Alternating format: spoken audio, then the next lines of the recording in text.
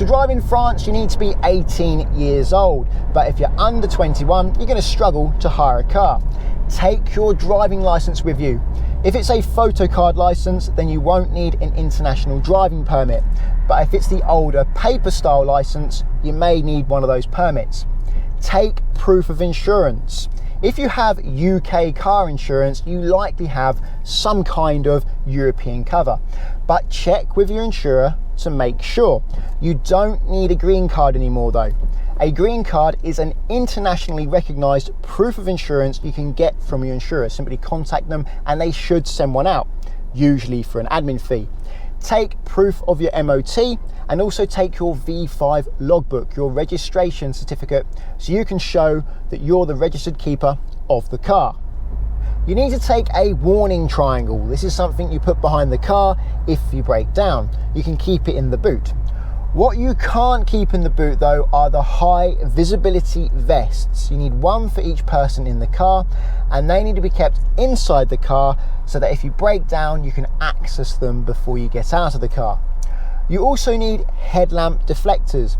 These are stickers you put on your headlights to stop you blinding oncoming traffic. In the UK, we drive on the left and our headlights shine more brightly towards the left. And then when we drive that same car on the right, we're now blinding oncoming cars, which is why you need those stickers. If your car has a flat beam though, like this one, you don't need those stickers. You also need to put a UK sticker on the back of your car. You don't need the UK sticker though if your number plate already has UK on it with a Union Jack. If it has GB on it, I'm afraid that's no longer acceptable. And if you already have a GB sticker, that's also no longer acceptable. That hasn't been acceptable since September 2021. But if your number plate does have GB on it, don't worry, you don't have to change your number plates. You can just put a UK sticker on the back of your car. Signs in France are similar to the signs in the UK. If you have a triangle with a red border, that means it's a warning. If you have a triangle with a yellow border, that's a temporary warning. A circle with a red border is something you should not do, and a blue circle is something you should do. Signs are also color coded. So blue signs are for motorways, or what they call autoroutes. Green signs are for main roads, and white signs are normally for villages and local roads. And if you see a sign with BIS, B-I-S on it, that's a scenic route. In France, speed limits differ depending on whether it's wet or dry. In urban areas, it's always 50 kilometers per hour. Whether it's wet or dry, just drive sensibly. Out of town, it's 80 kilometers per hour in the dry and 70 kilometers per hour in the wet. On dual carriageways, it's 110 kilometers per hour in the dry and 100 kilometers per hour in the wet.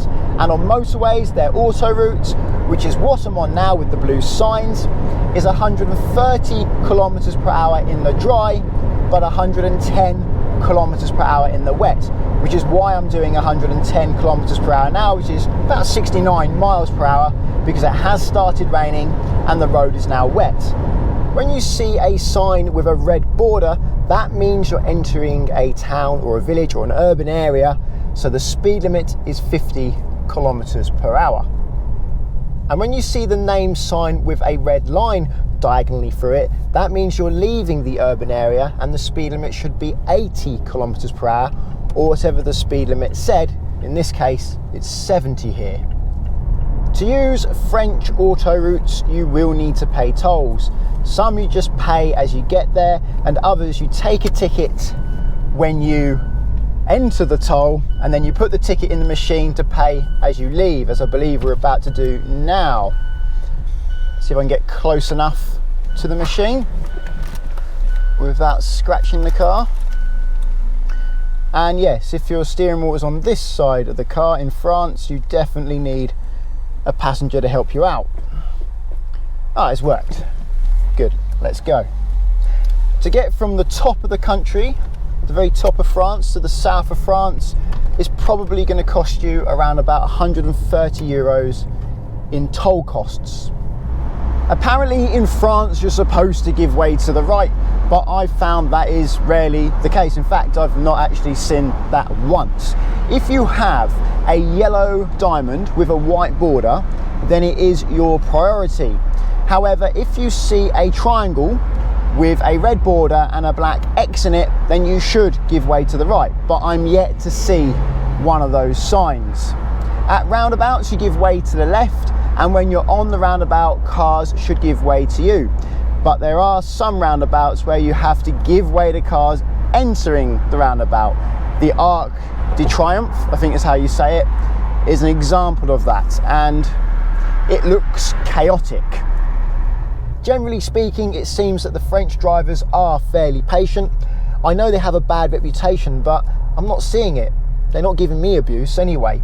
And the roads seem to be free flowing. When I've been in France, I've made good progress. I'm in traffic now, but that's because I'm in Paris, and obviously cities are usually bad. There's been an incident up ahead and it's saying on the sat nav it's plus 24 minutes. To drive into some French cities, you will need a crit air sticker. It's their equivalent to the London's low emission zone. The sticker has a number on it which corresponds to how polluting your car is, and the number needs to be lower than the number required to enter the city. It's easy to get a sticker. You can get it online. If you Google crit air, you should be able to find it. And it only cost me about €4.50, but it takes over a week to get it. So plan in advance. The road quality in France is generally very good. Nice, smooth, good roads. Even in the villages, we've driven right across France, and in the tiny little villages there weren't many potholes. But once you start driving around Paris, well, the roads have been horrific. Massive potholes which look dangerous. In France, traffic lights go straight from red to green. There's no amber, but there is an amber before they go red. In some parts of the world, if you drive on the right, you can actually turn right when the light is red, but that's not the case in France. In France, you're not allowed to turn right when it's red, you must stop. Also, you get zebra crossings, normal, like the UK, but you also have those same markings at traffic lights. If those markings are at traffic lights, you only need to give way to pedestrians when the lights are red. If the light is flashing amber, then you can proceed with caution. This is one of these roundabouts where I have to give way to cars entering. I have to say, it's not easy. Parking in Paris is dangerous, and what I mean by that is it's dangerous for your car because it probably will get damaged.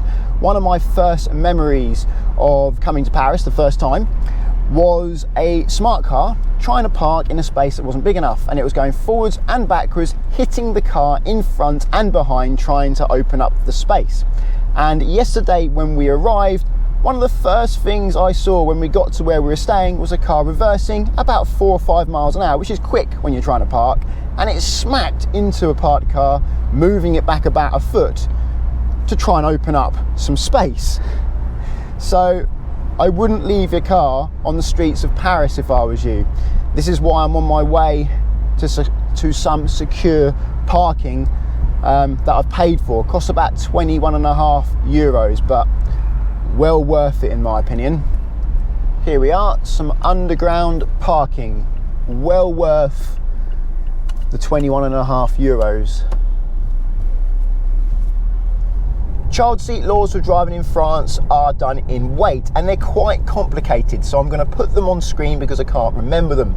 But once the child is heavy enough not to need some kind of child restraint, but they're still under the age of 10, then they're not allowed in the front seat. They've got to be in the back seat, unless all the back seats are already taken by under 10s, or there are no seat belts in the back seats, but seat belts in the front seats. When filling up with fuel, you want to make sure you get the correct stuff. You don't want to put diesel in a petrol car. Diesel in France is either called diesel or gazole, and petrol, well, it's easier just to look for E5 or E10 or 95 or 98, but it can be called sans plombo or plomber, I'll write that on screen, or essence. Although driving in France generally is fairly straightforward, Driving around Paris, however, I've done it twice, and it's one of the most challenging driving experiences I've ever had. It's really complicated. There's so many exits on roundabouts that are really close together, and sometimes you need to give way to cars entering the roundabout. And something you want to be aware of, if you see a red flashing light, that means no entry. So if you have a red flashing light, usually on the back of a traffic light, that means you can't go down that road. Or if you have a red light but with an orange flashing arrow, you may proceed in the direction of the arrow, but you have to give way to anybody else who may be using the road. For some reason in France, the slip roads have really low speed limits. This road is just becoming a 90 now, but it was a 110 speed limit road. Yet, the slip road had a 30 km/h speed limit on it. That's the slip road entering the fast road. Of course, you can't do 30 km/h and join flowing traffic. That's doing 110 km/h. That's just dangerous. Why they do that, I don't know. If you see a speed limit sign with the word rappel written underneath it, that means reminder. A 30 km/h on a big main road. What is this about? I know there's roadworks, but there's loads of space. It's like 20 miles an hour. In France, there are plenty of speed limits for specific circumstances. Usually, there's something underneath the speed limit. Like, for example, it might say 50 par glace, which means in ice. Or it might say 3.5T, which means it's for vehicles over that weight. Or a diagonal arrow pointing down and to the right. That means it's for the slip road. Here's one here, 80, 3.5T. That means if you're in a vehicle over 3.5 tons, it's 80, but for me, it's still 90. Driving at night in France can be more challenging than in the UK because there's no cat's eyes on the road. Especially when it's wet, it can be very hard to see where your lane is. The drink drive limit in France is 0.05, whereas in the UK, it's 0.08, so it's lower in France, but it's recommended that you don't drink anything at all because even one glass of wine may put you over the limit for a period of time. Like most places these days, you're not allowed to use your mobile phone when driving in France, and you're not allowed hands-free kits that include an earphone. They don't want you to be wearing earphones when you're driving, but hands-free kits inside the car, they're inbuilt Bluetooth hands-free kits that come through the car's speakers, are okay. And you're not allowed to have speed camera detection devices in the car either. Even if they're switched off, you're not allowed them in the car. According to the Gov UK website, in 2019 on French roads, there was 4.8 deaths per 100,000 people in the population. That compares to just 2.6 deaths per 100,000 people in the population on UK roads. So you're nearly twice as likely to die on French roads than you are on UK roads, but it is still a small number. So although it's twice as likely, it's still unlikely.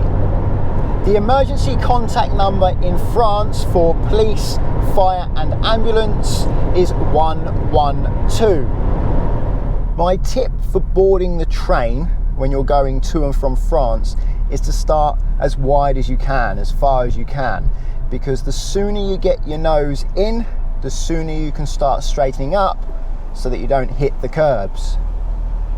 So I'm coming quite wide away from the train.